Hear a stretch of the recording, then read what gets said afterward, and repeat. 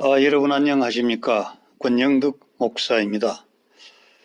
사도 바울은 스스로 자기를 평가하기를 나는 모든 지식에 통달하여 부족함이 없고 인간이 반드시 가야 할 길을 나는 이미 알고 있는 사람으로서 율법적으로 나는 완전한 사람이다.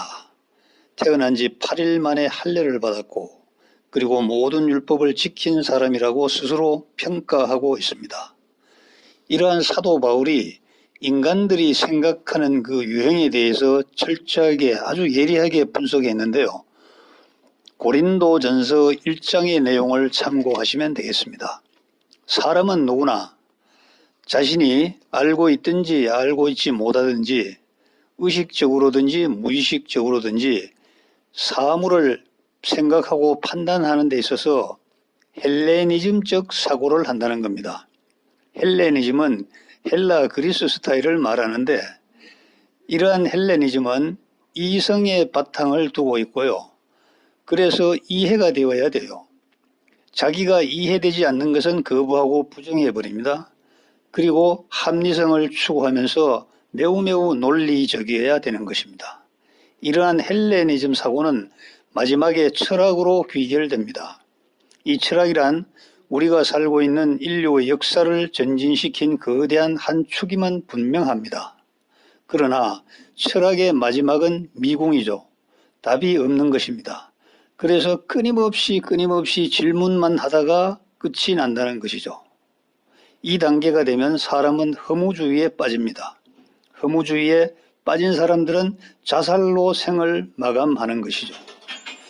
답을 낼 수 없는 무익한 질문만 반복하다가 끝나는 것입니다. 그래서 사람이 먹고 살기에 분주하면은 철학과 무관하죠. 어떻게 보면 자살을 할 이유도 없는 것입니다. 오히려 머리 좋은 천재들이 자살을 하는 이유가 헬레니즘 사고에 빠졌기 때문이라고 할 수가 있습니다. 그 다음은요, 헤브라이즘 사고인데요. 이거는 이제 히브리 스타일이라고 합니다. 이 헬레니즘과 헤브라이즘은요, 음악을 봐도 금방 구별이 나요. 헤브라이즘은 탕탕 쳐서 인간의 감성을 자극하는 겁니다. 이 인간의 감성을 자극하기 때문에 어떤 철학적인 사고보다는 현상이 중요합니다. 그리고 결과를 중시하고 목적을 달성하는 데 목적을 두고 있죠. 그래서 이러한 사람들은요, 종교로 빠지기가 쉽습니다. 그래서 사도 바울은 헬라인과 헤브라인의 헤브라이즘의 특징을 얘기하면서 헬라인은 지혜를 구하고 유대인들은 끊임없이 표적을 요구한다는 겁니다. 표적이란 것은 성과요, 결과를 말하는 것이죠. 그래서 신약 성경 곳곳에 보면은 계속 유대인들은 표적을 요구하는 겁니다. 예수님에게도 계속 표적을 요구하는 질문을 던지는 겁니다. 이 종교란 것은 자신의 목적을 위해서 외부의 힘을 빌려서 자기의 목적을 달성하는 수단과 방법으로 인식을 하기 때문에 이 종교가 상당히 인류에게 해악을 끼친 면이 많아요. 그러나 분명한 것은 철학과 종교가 시줄과 날줄이 되고 새끼를 꼴 때 양 가닥이 되어서 계속 새끼를 꼬아지듯이 큰 기여를 한 것은 사실입니다. 그런데 목적 달성을 위해 종교에 치중하면요, 반드시 이단에 빠집니다. 목적에 빠진 사람은 반드시 이단의 밥이 되는 겁니다. 저도 15년 동안 많은 사람들을, 이단에 빠진 사람들을 관찰해 봤는데 한 가지로 요약한다면 자기 목적을 달성해 줄 수 있다고 이렇게 유혹하는 종교를 따라가게 돼 있습니다. 그래서 많은 사람들이 교회에 나오는 것을 종교 생활이라 그러죠. 교회에 나가서 사람도 사귀어야 되고 교회에 나가서 나의 여러 가지 문제도 풀어야 되고 또 교회에 나가서 내가 무엇을 하면 되는지 기도해서 그 답도 알아내야 되고 모든 문제를 해결하고 자신의 욕구를 해소하는 수단으로 이 종교 생활, 교회에 나가기 때문에 교회에서 열렬 신자였던 사람들이 사실은 이단으로 가게 되어 있습니다.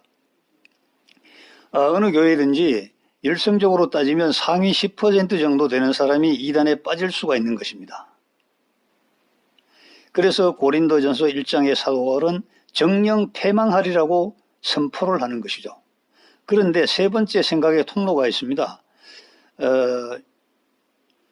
출애굽했듯이 출헬레니즘과 출헤브라이즘 할 수 있는 수단이 있는 것인데 그것이 마지막으로 성령으로 생각하라는 것이죠. 성령의 통로를 확보하고 만들어야 됩니다.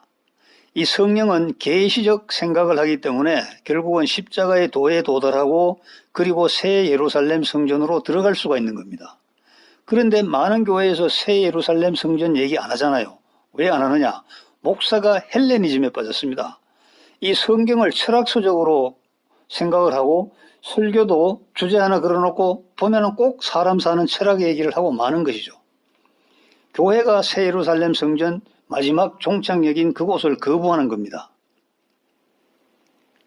그래서 교회 생활 열심히 해도 늘 불안이고 불만이고 늘 좌불안석이고 전전긍긍하게 되는 것입니다.